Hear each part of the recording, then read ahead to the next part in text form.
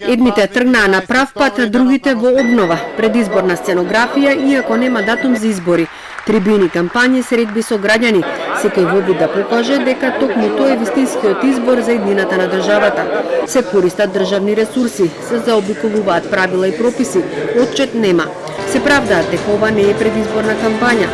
Целта им била да се доближат до граѓаните, да ги слушнат нивните проблеми.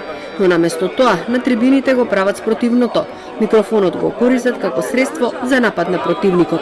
Оние од ВМРО ДПМН имаат во суштина три основни проблеми. Имаат проблем со срцето, имаат проблем со душата и имаат проблем со петите. Им се кине срцето заради тоа што ќе почнеме преговори со Европската унија. Ги боли душата заради тоа што ќе станеме членка на НАТО.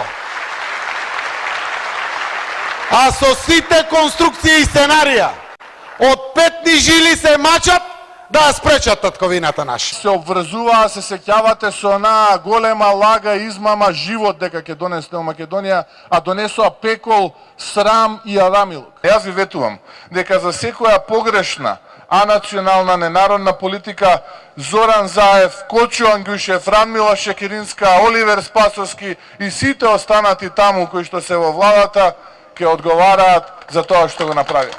И власта и опозицијата се обидуваат да го анимираат гласачкото тело, вклучувајќи ги своите капацитети за оцрнување со големи и мали афери. Ние политичарите сме символ за лагата, измамата и лоповлукот.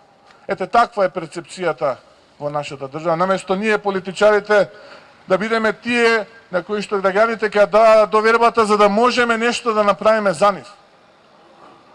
Тоа се нашите мотиви за да влеземе во оваа битка и која што знам дека ќе биде пеколно тешка.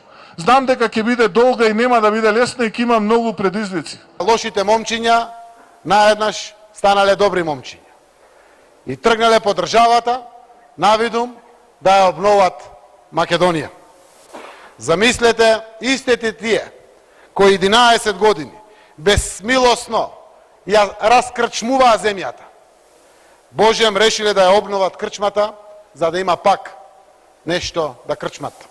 Опозицијата бара предвремени парламентарни избори во март следната година, а власта смета дека идеален датум би бил октомври. Премиерот Заев вчера рече дека дури и да нема датум за почеток на преговори со Европската унија, избори нема да има.